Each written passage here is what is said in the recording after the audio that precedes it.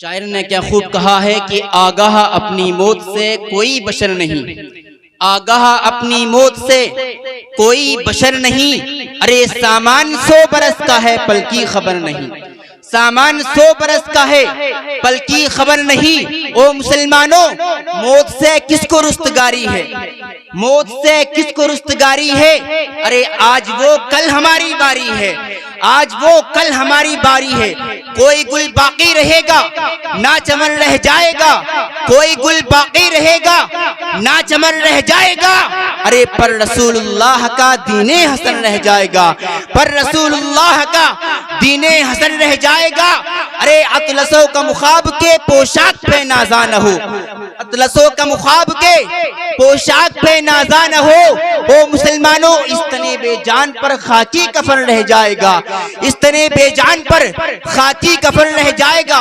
ہم لوگ کیا سوچتے ہیں کہ ہم کو پوری زندگی دنیا کے اندر رہنا ہے، لیکن مسلمانوں یہ ہماری غلط فہمیاں ہیں۔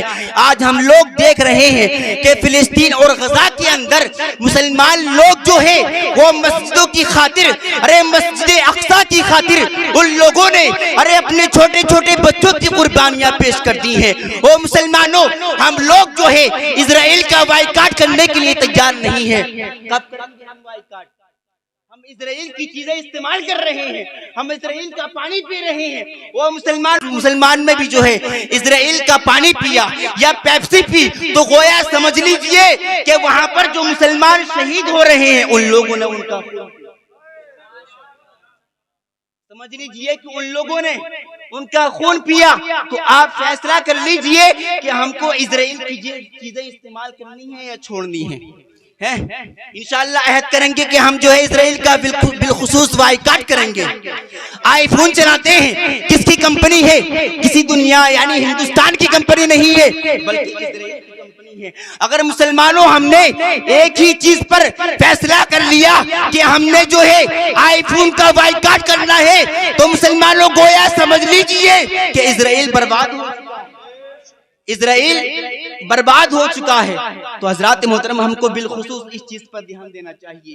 وہ ایک مسجد نہیں ہے جو مسلمان لڑ رہے ہیں، بلکہ مسلمانوں ہماری بستیوں میں جو مسجد آباد ہیں یہ بھی تو مسجدیں ہیں، یہ بھی تو مسجد اقصی سے ہیں۔ ان تمام کی خاطر وہ لوگ لڑ رہے ہیں، کیا وہ اپنی شہادتیں پیش کر رہے ہیں۔ ان لوگوں نے جو ہے اپنے چھوٹے چھوٹے بچوں کو اللہ رب العزت کے نام پر قربان کر دیا، اپنے تمام گھروار کو اللہ رب العزت کے نام پر قربان کر دیا ہے، اپنی بیویوں کو، اپنے ماں باپ کو، اپنی اولاد کو ان لوگوں نے جو ہے اللہ رب العزت کے نام قربان کر دیا ہے۔ وہ مسلمانوں کس کی خاطر؟ آقائے دو جہاں صلی اللہ تعالی علیہ وسلم کے دین کی خاطر، سبحان اللہ، جو ہم لوگوں کو دین ملا ہے اس کی خاطر۔ تو میں نے جو جس آیت کریمہ کی تلاوت کا شرف حاصل کیا ہے، میں آپ کا وقت نہیں لوں گا، صرف 5-6 منٹ میں اپنی بات ختم کر رہا ہوں۔ خلق الموت والحیات لیبلوکم ایکم احسن عملا۔ او مسلمانوں، جس نے موت اور زندگی پیدا کی، تمہاری جانچ ہو تم میں کس کا کام زیادہ اچھا ہے۔ کیا تمہاری جانچ ہو تم میں کس کا کام زیادہ اچھا ہے۔ وہ مسلمانوں، خدائی دستور ہے، وہ مسلمانوں جو بھی اس دنیا میں آیا ہے اسے اس دنیا سے جانا ضرور ہے۔ ارے بادشاہ ہو یا گدا، امیر ہو یا غریب، ارے مرد ہو یا عورت، ارے بچہ ہو یا بوڑھا، ہر انسان اور جاندار کو مرنا ضرور ہے۔ ارے اللہ کا فرمان ہے کل نفس ذائقۃ الموت، کیا ہر جان کو موت چکھنی۔ صد افسوس ہم مسلمان ہیں مگر مسلمانوں ہم کو موت کا خیال نہیں آتا ہے۔